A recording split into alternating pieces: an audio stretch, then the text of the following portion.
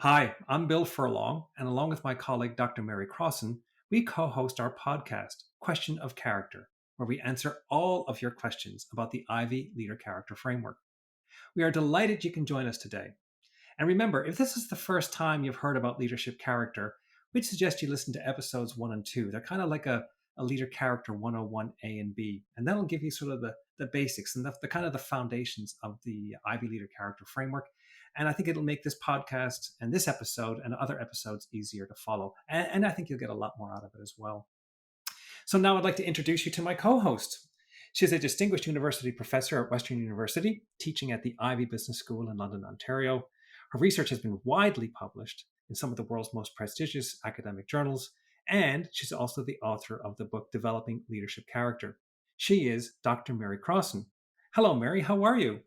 I'm good, Bill. Great to be here. Great to see you again, Mary. So today we'd like to introduce you to our special guest. He's a graduate of Western University with an undergraduate degree in political science and an MBA. He's worked in London's capital markets for nearly 25 years in senior roles such as origination, risk, and board governance, which included chairing a major investment bank's Global Commitment Committee. In 2014, he joined the Financial Conduct Authority, which oversees and regulates the UK's financial markets, as an advisor in the wholesale banking area, where he's led their critical flagship 5 Conduct Questions program. We'll talk about that a little bit later, I hope. He's also a fully accredited mediator and is a member of Western University's UK Foundation Board, which he actually chaired for 10 years. He's also very musical and plays the drums and guitar, and he's also been an unofficial ambassador for the Ivey Business School, and in particular, the Leader Character Program. He is Ted MacDonald. Welcome, Ted, and thank you so much for joining us today. Thanks, Bill. It's a real pleasure to be here. So, Ted, welcome to our episode today. Thanks for joining us. So, Ted, I think the question we ask a lot of our guests, and I'd like to ask you again today as well, is what was your first introduction to leadership character? How did you hear about it? And what was it about leadership character that appealed to you? While working within the investment banks and then as a regulator, we do focus on rules underpinned by principles. And it was pretty clear that these only go so far. And there was this regular attempt to, create more rules or better rules or more incisive rules. But they were missing a trick in a way because they weren't getting to the hearts and minds in quite the way you want. And leader character struck me as the thing that could reach into those corners where rules and regulations just don't get. And I thought this is exactly what can be a game changer. Perfect. So, I mean, we're going to talk a bit about that as well, right? As to how that actually works.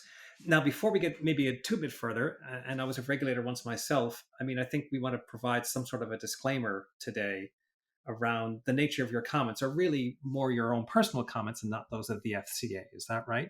I presently work as an advisor at the FCA, the Financial Conduct Authority, and I'm happy to mention some of the activity that we've done there on leader character. And I do have to say up front, though, that whatever I say today is 100% TED and not the Financial Conduct Authority policy in any sort of way. It's not our role as a regulator to do that. So, Bill, you guys have talked about Ted's background, but what's interesting for me as an academic, and seeing both of you on screen is pretty amazing here because I don't know two practitioners who have taken on the leader character work as much as both of you. And I only wish there were more people who had that kind of curious, mindset to say, there's an awful lot that could be done here because that engaged scholarship approach that you talked about in partnership, which I think we'll get to in this episode, talks about the great things that we can do when we marry up the deep theory and empirical work, which is great science with practice. And so what I love about this episode, and I'm really grateful to both of you for the efforts you put in all of these years. So it's really fun to do this episode. So then let's talk a little bit let's go straight to the idea of character and conduct, and in particular in financial services. Misconduct has been an issue in all kinds of industries. We've seen issues, for example, in the auto industry and consulting and aerospace. Why do you think misconduct has been such a persistent and widespread issue in financial services? Any thoughts on that? Well, two big ones leap to mind immediately: priming and compensation. So, with priming, there's lots of examples in research on the impact or the effect that uh, proximity to money or money activity can have on your thinking or your predisposition or the way you behave. So that's interesting. The fact that you're around money and perhaps trading hundreds of millions at a time, and commitment committee meetings for a billion. We've got 10 minutes. This is all pretty energizing stuff, and your salary might seem like such a small little piece of it, but compensation becomes a big factor. And I think early on, 2000 and before, and even more recently, the compensation programs for banks and a lot of firms in the financial services industry was a little bit like sales commission. It's been reined in a bit, it's been contained a bit, it's better than it was. There are some areas where it still isn't. But the compensation is a driver. If you take the risk, you can make the money. If you make a mistake and lose a lot, well, maybe you'll get fired, but you'll get hired again probably. And maybe you won't get fired and you can live another day because it wasn't your capital. You're still in the game. So it was a bit like a free ride in a way. So there's been some attempts to rein in remuneration so it's a bit better, more balanced. Um, that effort continues. But I think those are the two main things that drive it. So it's fair to say some progress has been made, but is there a view that there's more that's left to be done?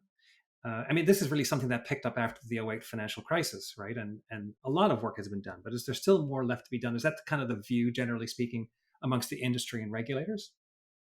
So focusing on purpose makes a difference, and a lot of big organizations have really invested in reframing their purpose uh, in a way that gets the attention of their staff and the support of their staff, as well as external stakeholders, and that's a good thing. They've also started to look a little bit more closely at behavior and thinking about uh, how they can affect that and change behavior. Behavior science is behavioral psychology. It's like it's a new thing. It's not new. It's been around for quite a while, but it's certainly been grabbed onto by organizations now as they realize that here is something that they can tap into that will move them up another step. Maybe not all the way. They need leader character for that, but certainly another step. So I'm glad to see the impact of behavioral science now beginning to take root. A lot of organizations like our own have one or more teams of behavioral scientists engaged in their activity. Bill, one thing I would like to maybe pick up and foreshadow is the nice link between Ted's idea of purpose and character around transcendence. Because I think the very act, and I think you really talk about it, a purpose, when it's done in the proper way, where you do activate the hearts and minds of individuals in it. In many ways, you're activating on character, you're activating on transcendence and accountability and courage. So I think when we get to talk about that a little bit later, this is a nice link to the importance of character as it relates to purpose. That's good, Mary. And so you're right, let's get back to that.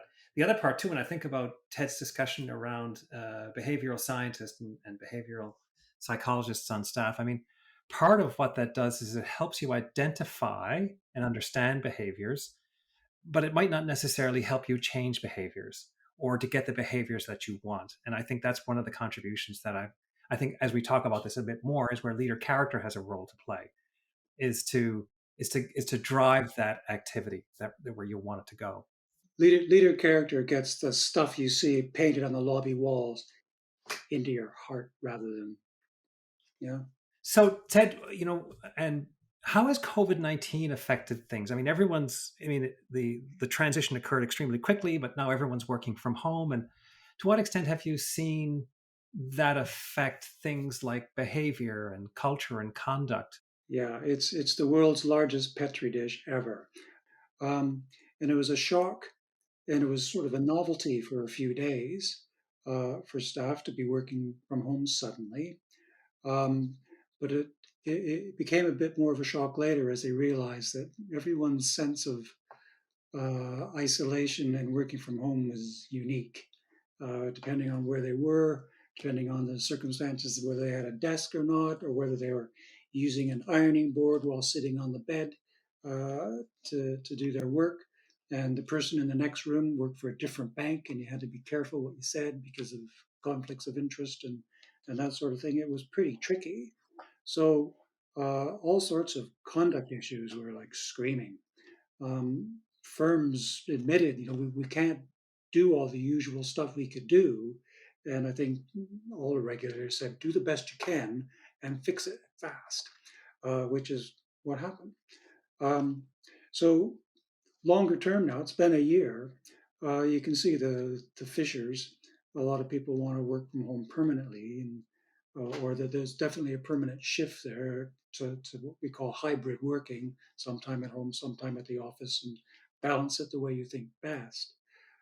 But one of the good things that came from all this, from a culture and conduct point of view, was the focus of attention on well-being, where management realized they really do have to pay attention and get this right. And the degree that people actually cared, their sense of humanity came out naturally for like, oh gosh, the situation some people were in. So, that was that was helpful. And I think we need to hopefully, leverage that a bit, not forget it, and carry that into the future with us, and don't rush back to the office and everything's the same as it was before. That would be the worst outcome ever. So it had pluses and minuses, but it has a big impact, and there's more to come. So there's a couple of threads in there, Ted. I think would like to sort of pursue, in particular the one around well-being. But before we get to that, so we painted this picture where conduct has been an issue for organizations. We're talking today about FIs, um, and it's something that the institutions have been working on, the regulators have been focused on. Yet we also know that there's more work to be done, and that in some ways COVID-19 has exacerbated that. So where do you think that leader character now can actually fit into this? And this is something we've talked about and discussed and written about before. Where do you think leader character, what the role does that have in doing things which are different that's been done in the past? What potential and promise does it hold? Can you sort of lay out a few things on that conduct side of it? Yeah, I think um, the if I talk about the concept of the model for a second, it's a nice round circle. It's got 11 elements, including a central hub of judgment. It's um, it's a neat and tidy little thing. And whether you're sitting at the top of the organization, somewhere in the middle, or nearer the bottom, uh, it can still have a very positive impact on you.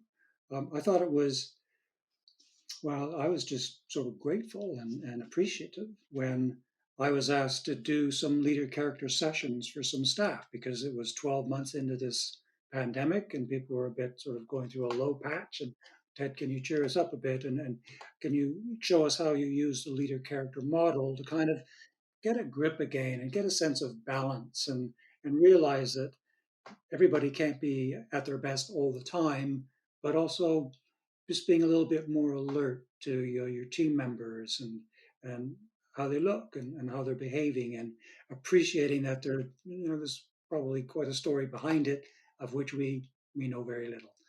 Uh, this that particular session had the biggest audience I've ever had for a leader character session in the FCA. So I thought that was good. Leader character is like well, I called it a treasure chest one time, full of potential to give you that sense of balance. And if you're the big cheese, the CEO making very tough judgment calls, being able to think about it in the round, and challenge yourself. Am I making the best possible decision for the most people or for different groups? Maybe I can split my decision, do this here and do that there. I think that's a very positive thing. And I see some of that happening. One of the things that we've written about when we've diagnosed, if you will, misconduct has been the idea that a lot of times people look at misconduct in an organization, and we'll pick banks for example, and they'll say, "Oh, that's a moral issue. That's a bad person doing a bad thing." And we've kind of reframed that a little bit and said, actually, and this goes back to the point you just made a moment ago, Ted, around judgment, is that actually it's actually a person been placed in a position or a context, and we've talked about how the context in financial services can be quite challenging, where they've made a poor judgment, and that if only their character was a bit stronger, they might have actually looked at the situation differently, and using a stronger character, which would lead to a stronger judgment, produce a better outcome, and they wouldn't necessarily have gone down the path.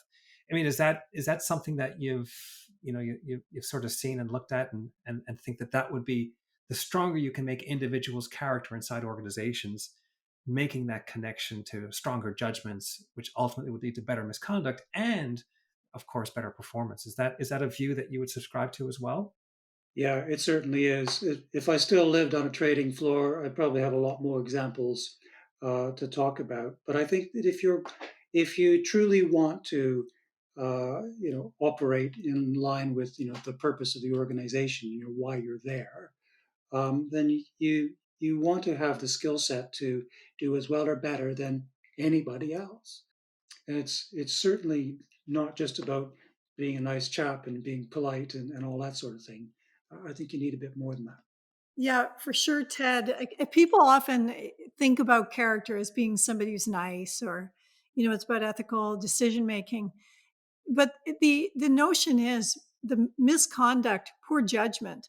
It often comes from people who are really high performers, often lack humility, lack collaboration. They get into some trouble. They're usually trying to fix it and dig a bit deeper hole than they had previously. The anatomy of failed decisions in organizations, whether it's FIs or others, has that kind of quality of pattern about it, right? So we use the term cover up, but for the person who's doing it, they're actually thinking they're fixing it. They don't want to admit that there's been a problem. They know that they'll probably bring others down with them if they do. And so we see this kind of issue about really poor judgment based on deficiencies that start with character. So that's one area. The other one that worries me is we presume, I think, people are superhuman, and superhuman would require a lot of character. Just think about leaders in organizations, particularly under COVID, how much critique, how much adversity, how much challenge that they face. And you say, what human can undertake all of that and not crumble under the pressure? I think it takes a lot of courage. It takes a lot of drive, takes a lot of accountability, a lot of transcendence. And if we haven't exercised those muscles, we're going to be in the arena of crucible moments and find ourselves challenged. The one that really worries me is also accountability. It's the walk on by problem, or why bother? People just don't have it in them. It's like they're barely hanging on. So why are they going to call out other behavior or problems? They just don't have it in them. And to me, if you don't have it in you, we're talking about character. We're talking about a muscle that needs to be developed so that you do have it in you, not to walk on by. And I think there's a lot of walking on by in the COVID era. Yeah, one of the little things I've done before I was at the FCA a bit as well was just to ask people almost facetiously, "Are you getting enough sleep? And is your executive team getting enough sleep?" And it was a bit of a ha-ha moment after having presented all these beautiful slide packs about how fantastic everything was. But it opened up another discussion on, yeah, if you're really tired, stuff goes out the window, and you do make the mistakes. And oh gosh, and well, what mistakes would you make if you were cold, wet, tired, and hungry? And that tells you a little bit right away, but that might be an area for development for character. Look at your teams, where might they come apart? And once again, that's pointing to potential areas. And I think, in an industry like financial services where it's 24 hours a day, go, go, go, drive, drive, drive, a lot of people are in at 5 and home at midnight. I'm not just talking about the juniors we read about in the paper these days. Um, I think the sleep question opens up the discussion, which takes you to leader character deficiencies. I was just going to pick up, Ted, is that, it's interesting. They do a lot of studies on sleep with surgeons to say, take it seriously because you're under the knife and you lose cognitive function. Why don't we take some of this seriously in other professions where decisions are just as lethal, where a lot of things that can really crumble as a result of it. So I think you're absolutely right. And that, of course, as we think about drive, vitality, the element of vitality and drive is predicated on a physical energy to be able to do what you need to do, which fuels the cognitive energy. So it's really critical. It kind of goes back again to what we've talked about in the past is when people are in financial services and they're in these environments and they are high performers, there's no doubt they've got strengths in terms of competency and a number of strengths across character. But what will happen sometimes is that those very strengths actually they overwhelm some of the other elements of and dimensions of character that aren't as strong, so the humanity or the humility or perhaps something like the temperance. And it's then when I think we start to see these derailments, because there's no question that people that are high performance possess a number of strengths in character, but the derailments occur because other virtues get turned into vices. And I think the idea of the framework is that you have to have, and what I think I find really helpful is that you have to have strength across all of the dimensions to make sure that you're actually acting in this balanced, holistic fashion, which includes things like well-being, but it also includes, pressure. It also includes making decisions under pressure. Yeah, I couldn't agree more. It is a pressurized environment. And, when you have high performers, it's interesting to look at um, who's unhappy related to the high performance. If your support network is being ground down because you're just not considerate or empathetic at all about their deadlines and that sort of thing, it's all about your P&L. Well, that's not a great advertisement for being promoted, although that does happen. So now let's move from individual behavior to culture.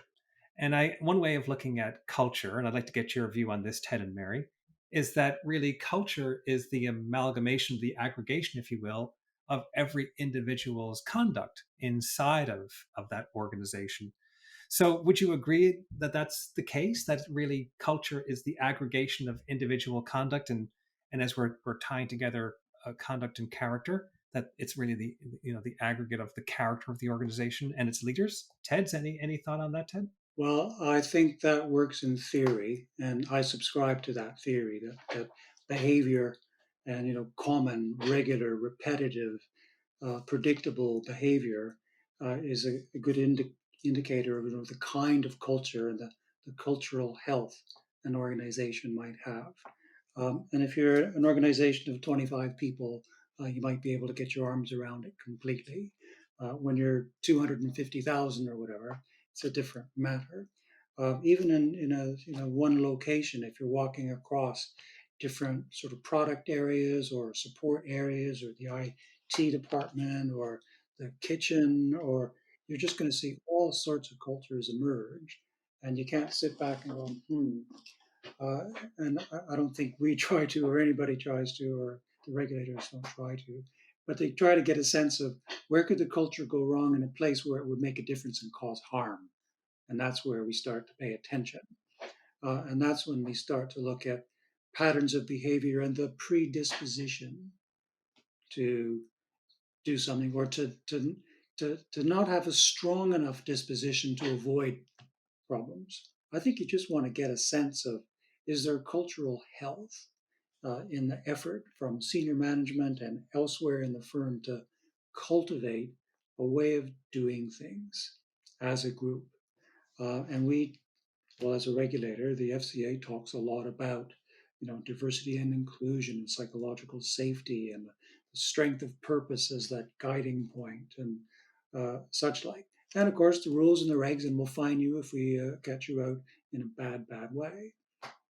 But I think that culture has everyone's attention right now, and that's a good thing for a bit.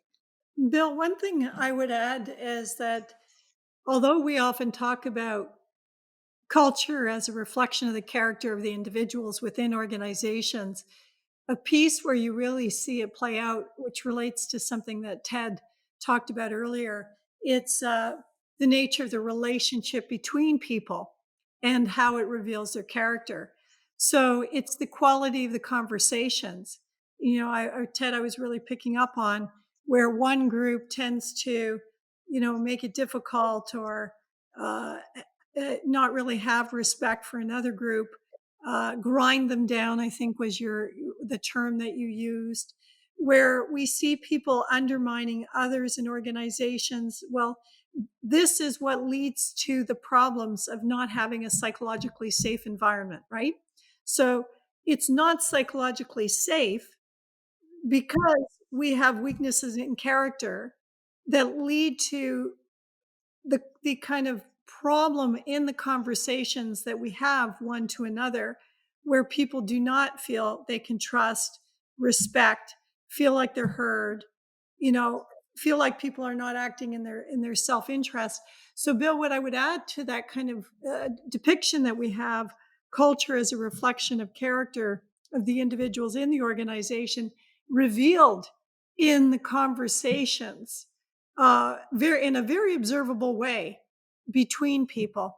Okay, I think there's another element I would add to that as well, and that is if you do have a psychologically safe environment, which is created by all your colleagues, not by the CEO, but that environment is there, and you still have a bit of reticence to speak up, as safe as it might be, leader character and the development of character strength is what can help bring you up to the ability to actually say something. And that's what I was talking about earlier, right? The why bother, walking on by, those kinds of issues.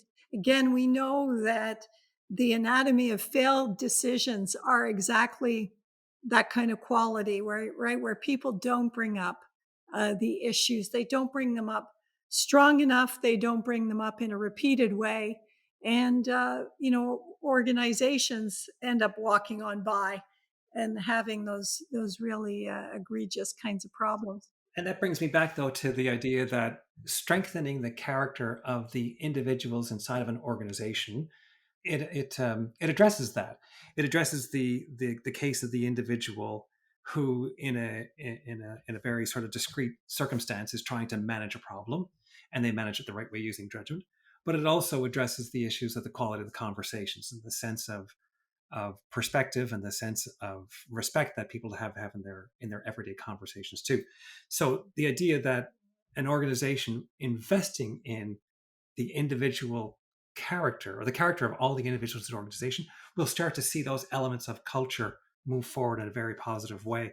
I don't see how it could not do that. Am I wrong about that, or does that make sense? And is that what you've observed and seen? Yeah, that makes absolute sense.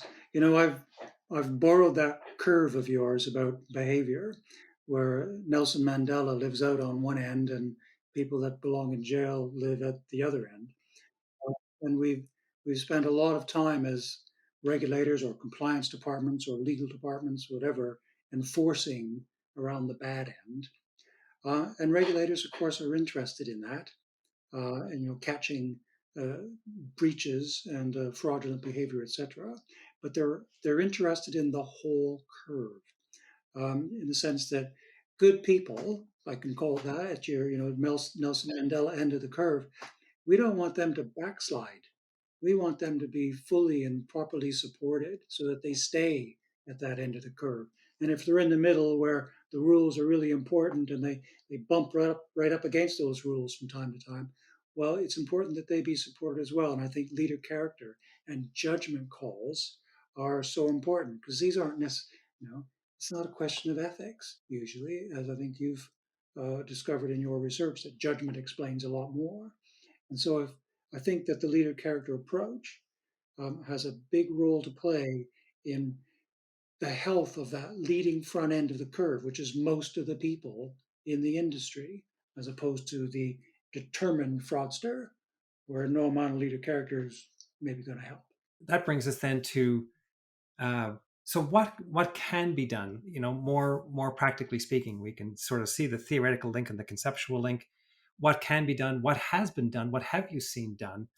That are the kinds of things that do work in terms of addressing the culture. Because I think banks and FIs have really struggled with trying to change the culture over time. So, any thoughts, Ted or Mary, on what you've seen worked, or what the things that organizations should really start to tackle? Well, I've seen more progress on conduct than I have, say, on culture. Culture is much harder to take a view on. My main reference point for culture is making sure that people haven't let up on the effort, because you can never let up on that effort. That is a life, it's a job forever sort of thing. And we mentioned this past year in our latest sort of engagement report, tone from within. Fundamentally, it's about tone from within. You want individuals to develop a sense of character uh, and ability to make judgments in alignment with their corporate purpose. And tone from within is what tone from the top is trying to encourage development of. It's better to know. It's important to know what you think and what you would do on your own, rather than second guess, oh, what the CEO might do in this situation. Bill, I would say that until organizations start to grasp what it takes to develop character, they won't understand the problem of culture change, because it is it is such a uh, it's such a deep, piece of work to do, like exercise. If you want to go and put attention into your health, you know what fitness and nutrition looks like, and you exercise that on a daily basis, and you take wise counsel on the science of what that looks like. I don't think we've seen organizations take that seriously when it comes to character. So what we're trying to do is describe the behavior that we see, and assume that maybe if we put the right incentives in place, we'll get the right behavior. Kind of a Pavlovian, dog notion of humanity. It is absolutely insufficient to deal with the vexing problem that we're talking about. Even on the podcast that we did on equity, diversity, and inclusion, he said, we don't know how you can actually address that agenda without the apparatus of character to do it, because you've got issues of humanity and humility and justice and accountability that get you into core beliefs that can be quite fixed as to how people operate in the world.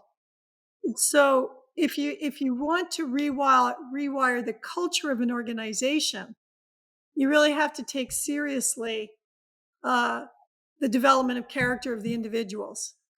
And that is a pretty big task. Now, the good news, again, as somebody like me coming from strategy and the language of competitive advantage, that should be something of great interest to organizations, because it does create sustainable competitive advantage. When you have something that is difficult to do, but leads to lasting and enduring advantage and high performance, it's a pretty impressive area of investment. I'd like to follow up on that point of competitive advantage.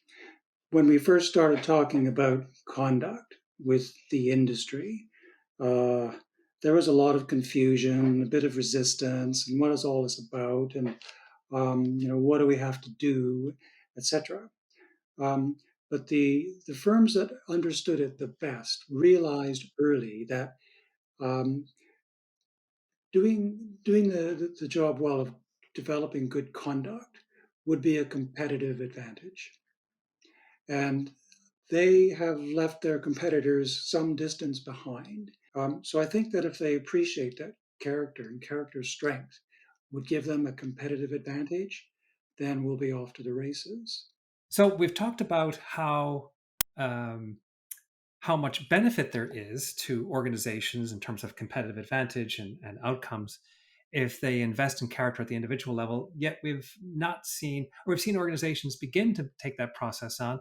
What do you think? What do you think maybe are the hurdles or the obstacles or the barriers that organizations sort of need to overcome before they start to do more of this engagement and leader character going forward? There's a great deal of enthusiasm whenever I introduce this topic to a new group who see it for the first time, and then they might see me afterwards. But then, like, what do I do next, and how do I keep this going? And that's where maybe a little bit more help is needed to get it to bed down more, the follow through.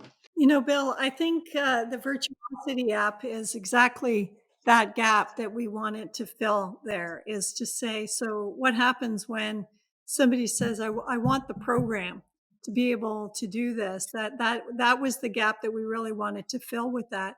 But, even without that, what I'm finding with organizations is a very simple matter of how can you start to put character in the foreground of discussions. So, for example, with Canada Border Service Agency recently, where they had an executive forum and they talked about what had happened and how they managed the last year in the pandemic. And they were describing and having, stories about what had occurred. Well, what I loved about what they did was they didn't focus so much on the what they did and how they did it. They focused on who they were to be able to, for example, close the border in 24 hours. What does that look like? Where you have to write the policy to be able to do that is still lasting today. And I think for organizations is that even starting on the path of understanding what character is, they can bring it in the foreground of conversation. And if I take it to the earlier point I made, now imagine in our conversations where they're going sideways and we say, huh, all right, what's going on here? We're not bringing our best self to this conversation. Let's take a moment. Let's take a breath. Would be called temperance, right? Around that. Let's figure out why we need to get on the same page. Might be getting into areas of purpose around that. So when you start to bring character into the foreground, it becomes a tool that you can use explicitly in your own development, in the management of your conversations, and as we've talked about in other episodes, beginning to embed it in all facets of your organization. So I think, Bill, to your question, it's hard, but there are ways to do it. So I think that the tools that we're putting in place are getting us ever closer to being able to do it. Thanks, Mary. And that kind of brings us then a little bit to Ted. We've talked a little bit about FIs and the oversight of FIs and how they can change it. You've had some experience with using leadership character in the role of the supervisor. Did you want to share that experience with us a little bit?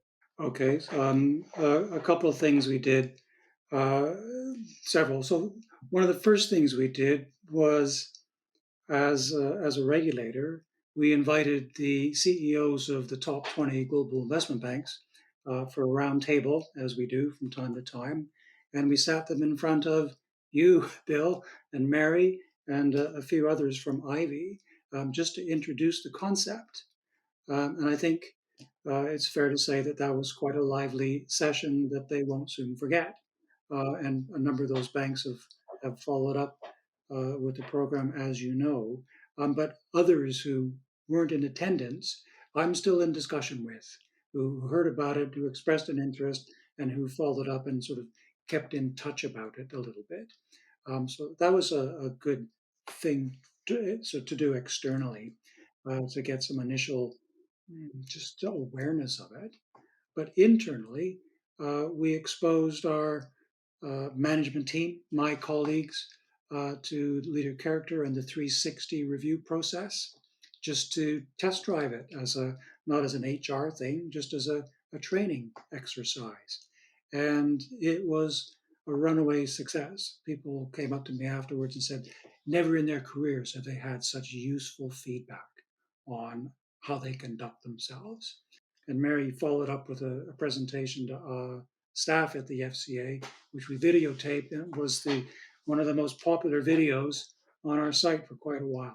So there was a real appetite for it. We did a workshop, and these are just general supervisors, um, not management people. And in groups of 2 or 3, they would take a dimension and a blank piece of paper, and they wrote out how that dimension manifested when they were out talking to firms as supervisors, how it manifested in the office dealing with their team members and whatnot, and how it might manifest at home or on the football pitch or whatever their spare time hobbies were about. And they created a full booklet for each of these dimensions, which they now have as a reference book, in a sense, as a refresher. And it expanded their vocabulary again, from, yeah, I'm not comfortable with this situation at such and such a place, and I can't quite describe why. Suddenly they could, in really good language, as I would put it. So I thought that had real value. And when I say it's time for a refresh, they all show up. Thank you, Ted. So, Mary, we've talked now a bit about, a lot actually, about character and conduct and culture in the financial institutions and bank setting. You've also, though, I think, had some experiences of where leader character has affected culture and conduct in other settings as well. Could you maybe take a few minutes to talk us about that and where the linkages are and the parallels are? Yeah, it's one of the things we often lose sight of is that organizations exist within the wider social network where there are basic psychological and sociological forces that affect us all, whether that is social comparison, whether that's the bystander effect. So, what happens in organizations, they simply amplify that the pressing psychological sociological challenges that are in our environment anyways. But by the way, that's also why leader character matters, whether you're in or outside an organization, right? Is that because you still undergo those same pressures. So every organization has them, because they're nested within the larger context that they face. So their issues are, how do they navigate or shape those those forces? So something like social comparison, are you going to amplify it with your compensation scheme, or how you reward or promote people, and what does that look like? Now, so then let's join another piece. So that's the issue of what is it you're going to manifest in terms of your culture. Conduct, although most other organizations don't use that term, FIs tend to use conduct quite a bit, but others it's just behavior. Well, what are they interested? They're interested in high performance. Most organizations are interested in high performance. They're also interested in risk management. Like, they don't want the ticking time bombs that are going to blow up underneath them. And, whether that's poor decisions in an organization, or hiring the wrong people, or promoting the wrong people, those are all sorts of issues. So the point is that all of this matters to every organization. And, we find whatever industry we're working in, whether it's the private sector or the public sector, uh, character matters. So, yeah, Bill, I would say every organization is, of course, interested in these really pivotal and leverage points for performance. Thank you, Mary. And I think we're starting to see more and more organizations realize that, and as you say, start to use it in a very effective way. Maybe as sort of the last area I'd like to discuss a little bit with you, Ted, is just talking about from an individual perspective, because you've been an ambassador for this. You've been someone who's been experimenting with it and using it in different ways. Maybe you could just take a few minutes and share with our audience, how you've used leader character, and what you've learned in your own life, with your team, inside of your organization, and just share with people, that journey that you've taken as well. I mean, I was struck by the model straight away, and it wasn't just the solidity of the academic underpinning of it all. It made sense sort of immediately, and you could see the value of it immediately. Not in the first day, but very quickly. It's like so everybody who knows me generally knows that I'm a water skier, a tournament slalom all the time. And a couple of years ago, I bought a new water ski. There's a beauty. And right out of the box, I skied so much better than I ever had in my life. I couldn't believe it. Everyone commented on it. Good ski. It was a 6M if you want to know. Leader characters is like right out of the box. It makes a difference. Just knowing the picture of the wheel and what it contains and the sort of the behavioral link underneath it. You don't have to be too versed in this to sort of get the value of it. And that's one of the first things that I really liked about it. So right away, you could ask yourself, really should show a bit more humanity on this, shouldn't I? I should think about that before I respond. Or I've got a call where such and such a situation, I should try and channel a bit more of accountability, or perhaps it's courage, or whatever it might be. And it made just a little difference, just a little one. And gradually, you sort of do that more often. And I don't do it every day. I don't do it all the time. But occasionally I do it. I did it just before this webinar. And I think it's a really valuable tool that way. My whole family likes it. They understand it. We talk about it. Their friends talk about it. And it sort of mushrooms out from that. So you develop a bit of a wider discussion. So I really like that about it, that it's not some esoteric, you have to be inducted and pass the initiation ceremony kind of thing. It's just so basic, um, and valuable, immediately valuable. And other regulators, I mean, they're getting it.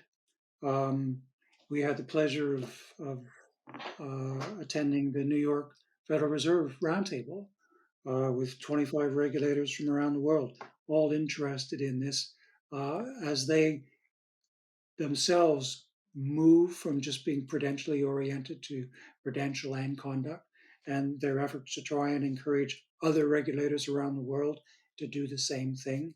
This is a model, and it's a discussion. It's a form of talking that enables people to sort of understand, to get it, and see the value of it.